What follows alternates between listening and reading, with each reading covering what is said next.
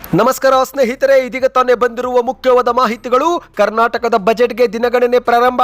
ಬಜೆಟ್ನಲ್ಲಿ ಗ್ಯಾರಂಟಿ ಯೋಜನೆಗಳಿಗೆ ಕತ್ತರಿ ಬೀಳುತ್ತಾ ಸಿಎಂ ಸಿದ್ದರಾಮಯ್ಯನವರ ಬಜೆಟ್ನ ನಿರೀಕ್ಷೆಗಳು ಏನು? ಮದ್ಯದ ಬೆಲೆ ಏರಿಕೆ, ಪೆಟ್ರೋಲ್ ಡೀಸೆಲ್ ಬೆಲೆ ಏರಿಕೆ ಆಗುತ್ತಾ? ಎಲ್ಲ ಶಾಕಿಂಗ್ ಮಾಹಿತಿಗಳು ಬಂದಿವೆ ಸ್ನೇಹಿತರೆ. ಗೃಹಲಕ್ಷ್ಮಿಯರಿಗೆ ಮುಖ್ಯವಾದ ಮಾಹಿತಿ. ಗದಗದಲ್ಲಿ ದೇಗುಲಕ್ಕೆ ಗೃಹಲಕ್ಷ್ಮಿ ಯೋಜನೆ ಹಣ ದೇಣಿಗೆಯಾಗಿ ನೀಡಲು 850ಕ್ಕೂ ಅಧಿಕ ಮಹಿಳೆಯರು ಮುಂದೆ ಬಂದಿದ್ದಾರೆ.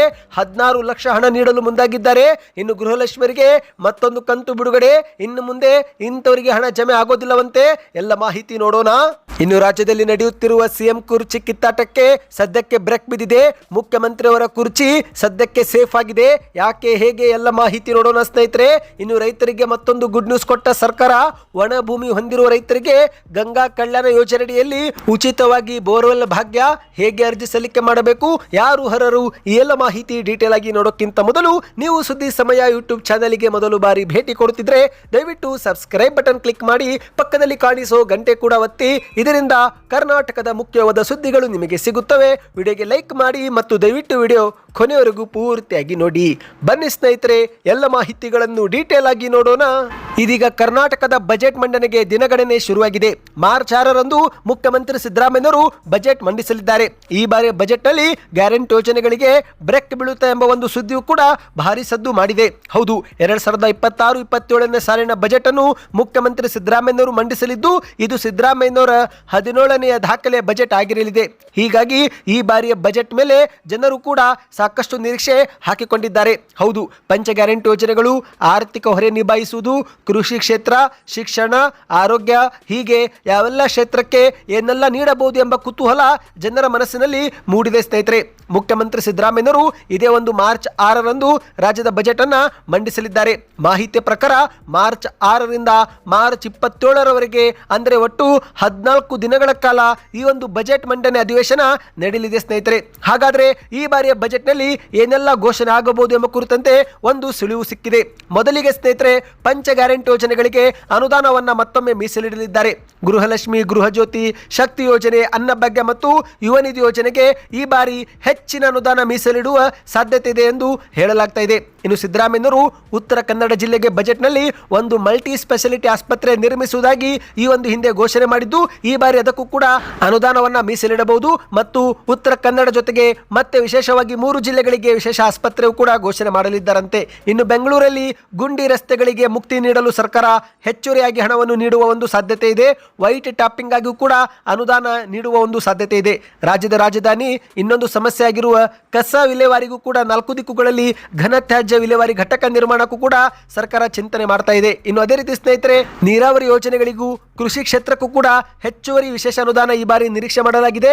ಇನ್ನು ಗದಗ ಜಿಲ್ಲೆಯಿಂದ ಎಲ್ವಿಗೆ 58 ಕಿಲೋಮೀಟರ್ ರೈಲ್ವೆ ಯೋಜನೆಗೂ ಕೂಡ ಅನುದಾನ ಸಿಗುವ ಸಾಧ್ಯತೆ ಇದೆ. ಇನ್ನು ಮುಖ್ಯವಾಗಿ ರೈತರ ಸಾಲ ಮನ್ನಾ. ಹೌದು ಸ್ನೇಹಿತರೆ, ಈ ಒಂದು ಹಿಂದೆ ತಾಂತ್ರಿಕ ಸಮಸ್ಯೆಗಳಿಂದ ಯಾರೆಲ್ಲ ರೈತರ ಸಾಲ ಮನ್ನಾ ಆಗಿಲ್ಲವೋ ಅಂತಹ ಒಂದು 50,000 ರೈತರ ಸಾಲ ಮನ್ನಾ ಆಗುವ ಒಂದು ಸಾಧ್ಯತೆ ಇದೆ. ಈ ಬಗ್ಗೆ ಸರ್ಕಾರದಿಂದ ಅಧಿಕೃತ ಮಾಹಿತಿ ಬಂದಿಲ್ಲ.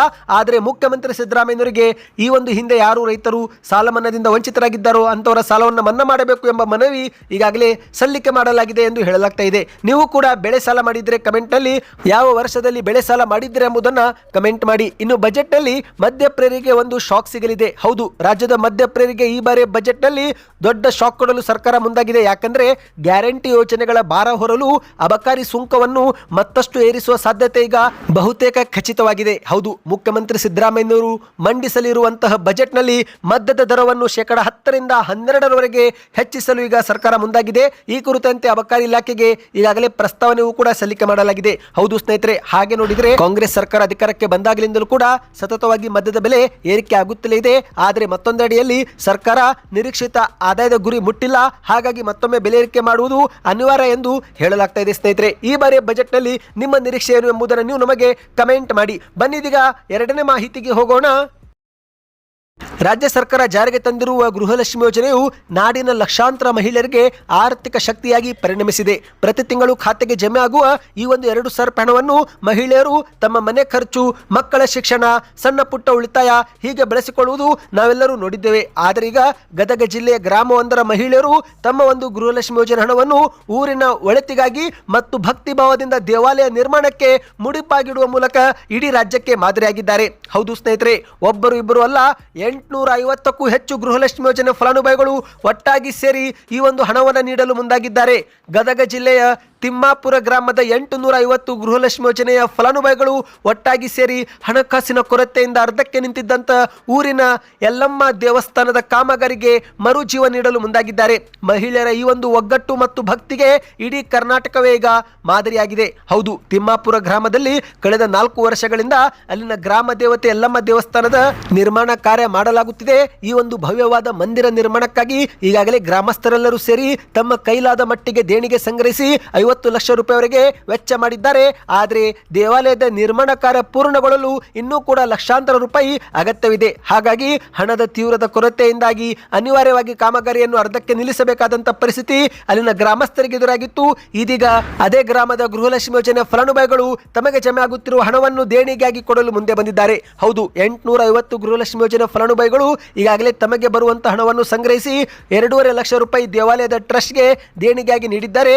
ಇನ್ನು ಕೇವಲ ಇಷ್ಟಕ್ಕೆ ನಿಲ್ಲದ ಇವರ ಸಂಕಲ್ಪ ಒಟ್ಟು 16 ಲಕ್ಷ ರೂಪಾಯಿ ಸಂಗ್ರಹಿಸುವ ಗುರಿಯನ್ನು ಈ ಫಲಾನುಭವಿಗಳು ಹಾಕಿಕೊಂಡಿದ್ದಾರೆ ಎಂದು ಹೇಳಲಾಗ್ತಾ ಇದೆ. ಈ ಒಂದು ಬೃಹತ್ ಮೊತ್ತದ ಆರ್ಥಿಕ ನೆರವಿನಿಂದಾಗಿ ಇಷ್ಟು ದಿನ ನಿಂತು ಹೋಗಿದ್ದಂತ ಯಲ್ಲಮ್ಮ ದೇವಸ್ಥಾನದ ಕಾಮಗಾರಿ ಈಗ ಮತ್ತೆ ಭರದಿಂದ ಸಾಗುವ ವಿಶ್ವಾಸ ಮೂಡಿ ಬಂದಿದೆ. ಸ್ನೇಹಿತರೆ, ಈ ಬಗ್ಗೆ ನಿಮ್ಮ ಅನಿಸಿಕೆಯನ್ನು ಕಮೆಂಟ್ ಮಾಡಿ.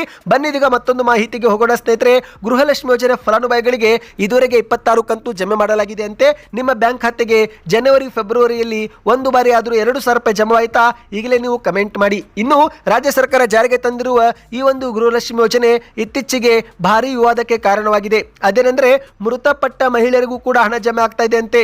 ಹೌದು, ಸತ್ತವರ ಹೆಸರಲ್ಲೂ ಕೂಡ ಗೃಹಲಕ್ಷ್ಮಿ ಯೋಜನೆ ಹಣ ಜಮೆ ಆಗುತ್ತಿದ್ದು ಈಗ ಅಂತವರಿಗೆ ಸರ್ಕಾರ ಶಾಕ್ ಕೊಡಲು ಮುಂದಾಗಿದೆ.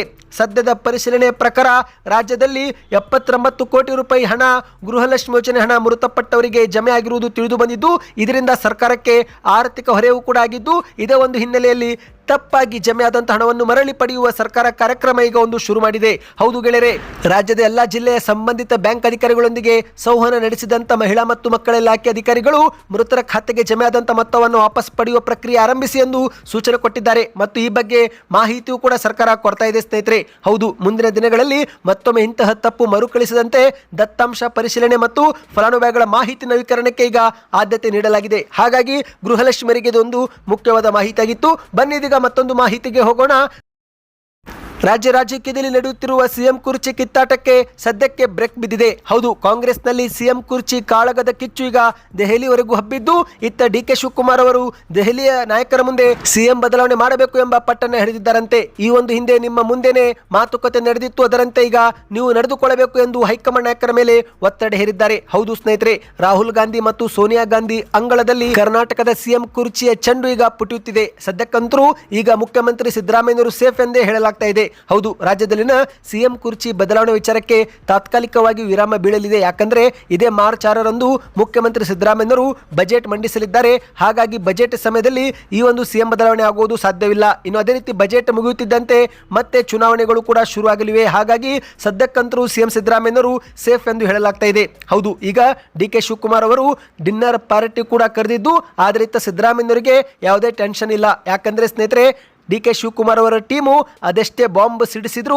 ಇತ್ತ ಸಿದ್ದರಾಮಯ್ಯನವರು ತಮ್ಮ ಒಂದು ಕುರ್ಚಿಯನ್ನು ಭದ್ರ ಮಾಡಿಕೊಂಡಿದ್ದಾರೆ. ಯಾಕಂದ್ರೆ ಬಜೆಟ್ ಆದ ತಕ್ಷಣವೇ ಸಾಲು ಸಾಲು ಚುನಾವಣೆಗಳು ಕೂಡ ಇರುವ ಕಾರಣ ಈ ಸಮಯದಲ್ಲಿ ಸಿಎಂ ಸ್ಥಾನದಿಂದ ಸಿದ್ದರಾಮಯ್ಯ ಅವರನ್ನ ಕೆಳಗಿಳಿಸೋದು ಅಸಾಧ್ಯ ಎಂದು ಹೇಳಲಾಗ್ತಾ ಇದೆ. ಹೌದು, ಮಾರ್ಚ್ 6ರಿಂದ ಮಾರ್ಚ್ 27ರವರೆಗೆ ಬಜೆಟ್ ಮಂಡನೆ ಆಗಲಿದೆ.